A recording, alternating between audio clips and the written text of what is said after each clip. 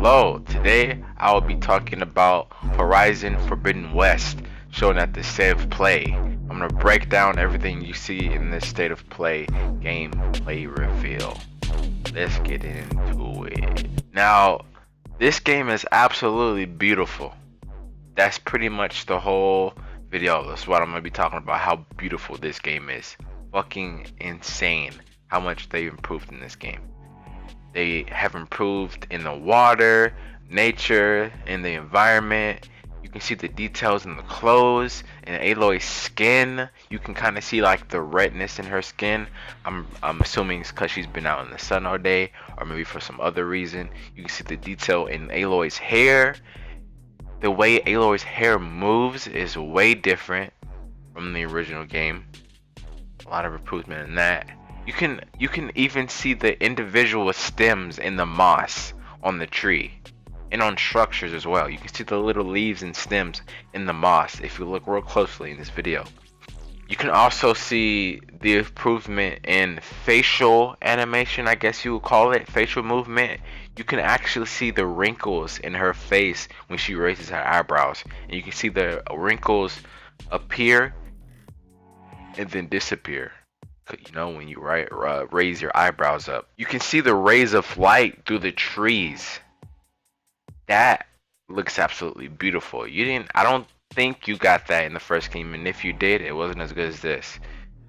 And the way the lighting in this game is also beautiful. The way it sits on her skin, it's beautiful. It's gonna be amazing for photo mode, because I know this game is gonna have a photo mode, and it's gonna be amazing. The sounds in the jungle and in nature, like just the sound of everything, it's just, I've noticed, is also way better. You can hear the birds chirping, the water, you know, her walking through the sand. That was also amazing. This game is also, that voice crack. This game is also super colorful, like absolutely colorful. Way more colorful than the first game. And as you can see, there's of course going to be different dinosaur robot creatures. There's going to be way more variety of those. And raiders can ride dinosaurs now. As you can see, they can ride it now. In the first game, no one else could really control or ride the robots except for Aloy. But now some other people can do the same thing she can do, which is, you know, dangerous because they're not good people, and now they can do everything Aloy can do. Also, you can see the different strands of hair on her face in the sun. Like if you zoom in, you can see the strands of hair on her face. When I noticed that was insane. That was awesome. They also added different ways of traversal. You can highlight different spots to free climb, and that device is called the focus cannon. You can also use the pullcaster to grapple and launch yourself up to get to different vantage points, which is also super awesome. It reminded me of Arkham Knight when Batman uses the grapple, you know, to get to different places super fast. It reminded me of that a lot. I'm glad that they're putting that in that game because that's like a hella common and iconic thing that, you know, heroes use. So I guess she's a hero. You can also use the shield wing to glide, that was also cool. Because in the original game, if you were really high up, you couldn't just jump down. You had to climb all the way down and then go to your next location wherever you were doing.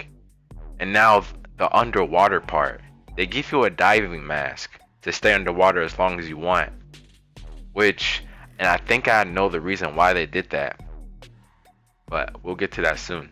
When you go underwater, it's like a whole new world.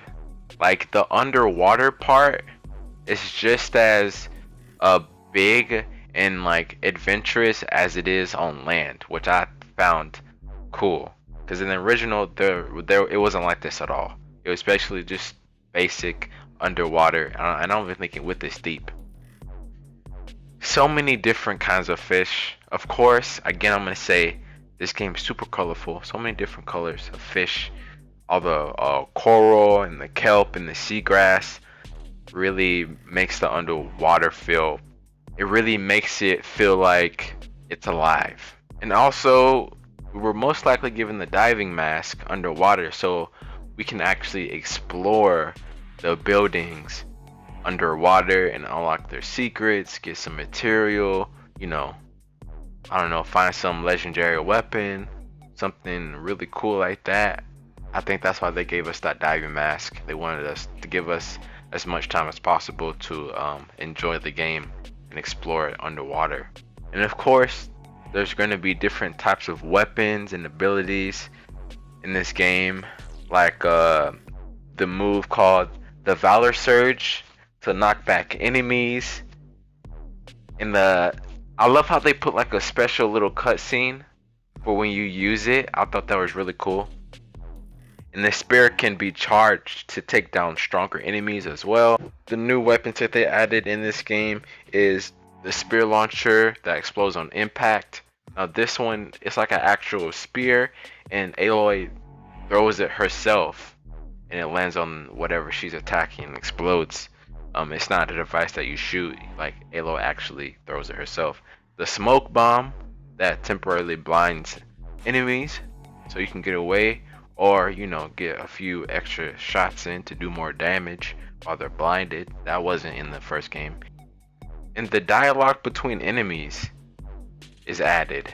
Now, I don't know if that was in the original game. I don't think so. I don't think there was dialogue between enemies in the first game, and so they added that in this game, where kind of like in The Last of Us 2, almost. Really, they don't really, I don't think they scream each other's name like in The Last of Us 2, but they do have like full conversations, and they really have like a personality.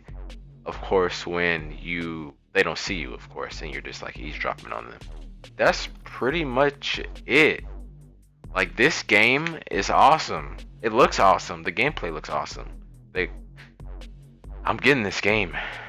But also, I really hope the story is good, because in the first game, the story was alright. It wasn't bad, but it also wasn't great. Like, if I were to rate the story in the first game, I would give it like a C. Like, it wasn't bad, but it wasn't great. You know, it wasn't good. And it was kind of like mediocre, like okay, you know. So I'm really hoping that they improve on this story, and because if they do, like, I already know the gameplay is gonna be great. But if the only thing about this game that's making me cautious is the story, so if they nail that, this is definitely might be another one of my favorite games. That's all. Bye.